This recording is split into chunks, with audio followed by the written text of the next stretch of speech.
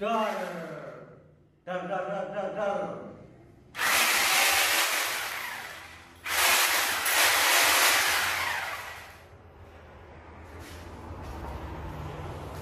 Nah, oke guys, Gadget Channel balik maning guys.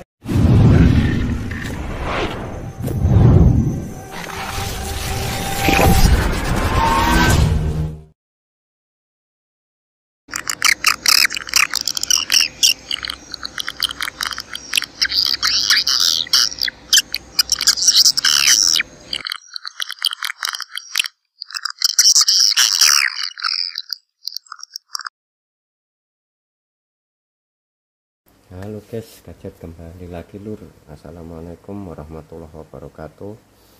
Gimana kabarnya? Semoga sehat sukses selalu lur. Tetap dalam lindungannya, dimurahkan rezekinya. Oke lur, di video kali ini Gadget mau berbagi soal sarang burung walet bosku ya. Nah ini saya sudah ambilkan contohnya. Ini Gadget mau berbagi contohnya atau tandanya, ciri-cirinya sarang burung walet itu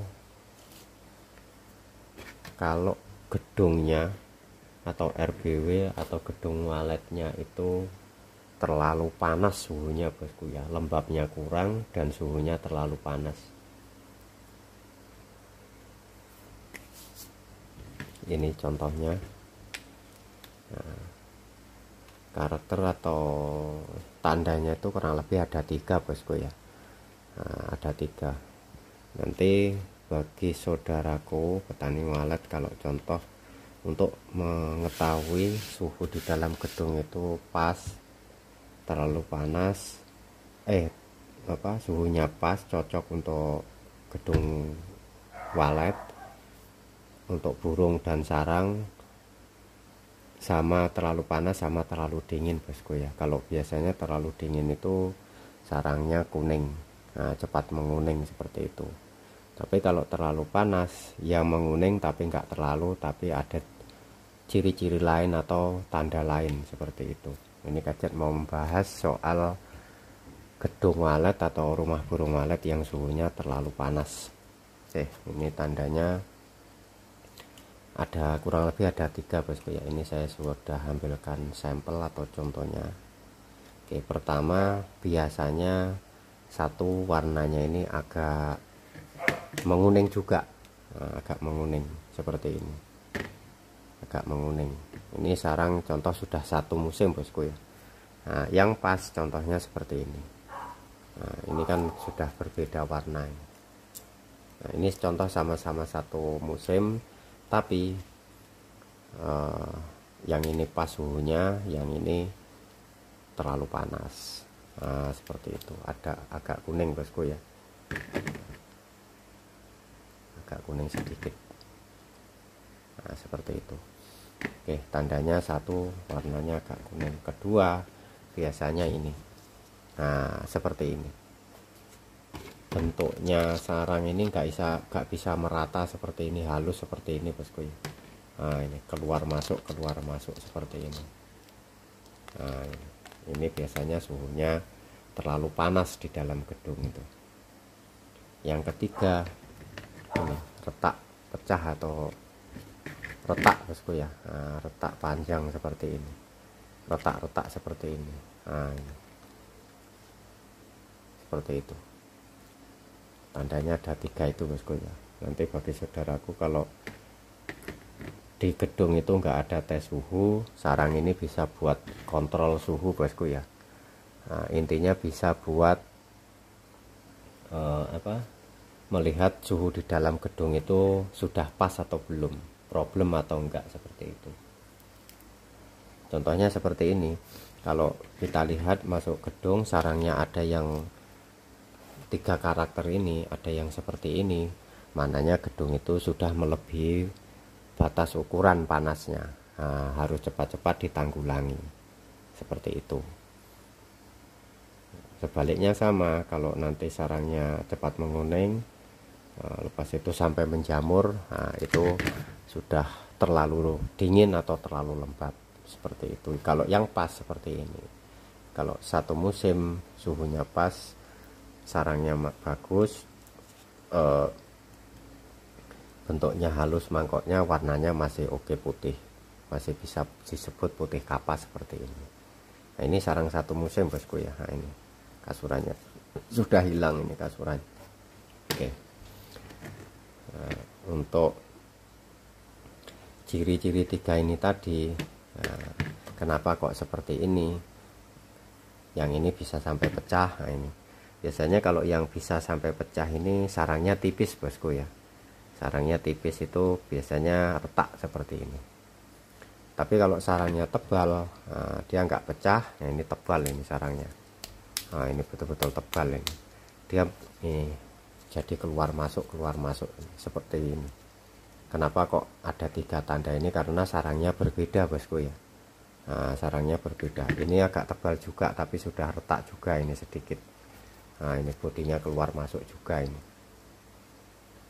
Nah, bodinya keluar masuk juga, ini sudah retak lagi. Seperti itu. Jadinya ada perbedaannya sarang bosku ya.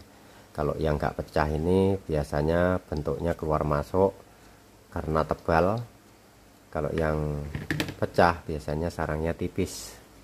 Sarangnya tipis, lepas itu dia cepat retak atau pecah seperti ini.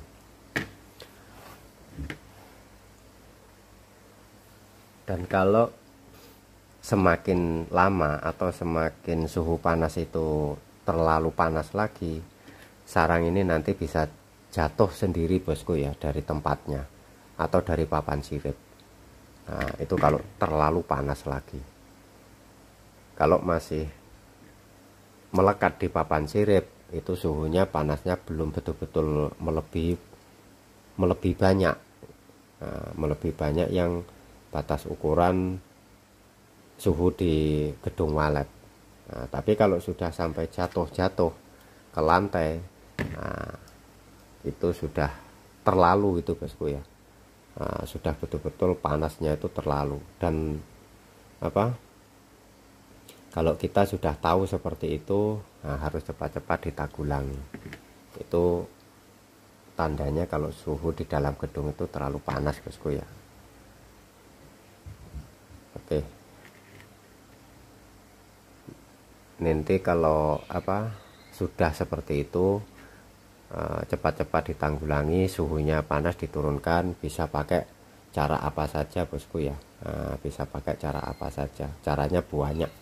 Kalau untuk menurunkan suhu panas itu caranya banyak seperti itu. Dan suhu, pokoknya suhu yang pas, ini Kajet jawab sekali. Nanti ya kalau ada yang komen suhu yang pas di dalam gedung berapa, ini Kajet jawab sekali bosku ya.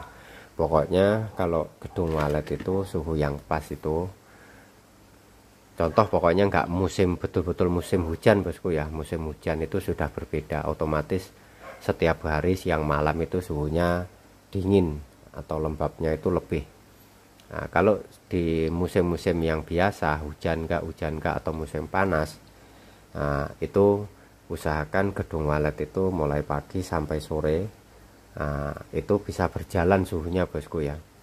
Contoh pagi 27 atau 26, nah, nanti sudah mulai keluar matahari, naik sampai contoh sore hari atau malam sedikit. Nah, itu paling tinggi usahakan 32 saja bosku ya, suhu panasnya. Suhu panasnya 32. Kalau suhu lembab 80. Nah, yang bagus suhu lembab 80 seperti itu. 80 atau 85 seperti itu. Biasanya suhu lembab itu mengikuti panas bosku ya. Kalau panasnya apa, suhu panasnya naik, suhu lembab turun seperti itu. Kalau suhu panasnya turun, suhu lembabnya naik. Nah, sebaliknya seperti itu. Pokoknya usahakan kalau setiap hari atau setiap bulan atau setiap musim per 3 bulan itu sarangnya apa, ini suhunya pas terus, usahakan bisa berjalan seperti tadi.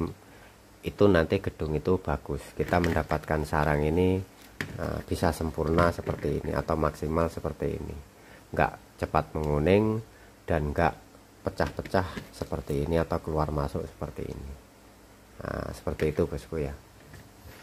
Jadinya usahakan gedung itu suhunya normal atau dikontrol terus seperti itu, biar nanti enggak mendapatkan sarang-sarang seperti ini.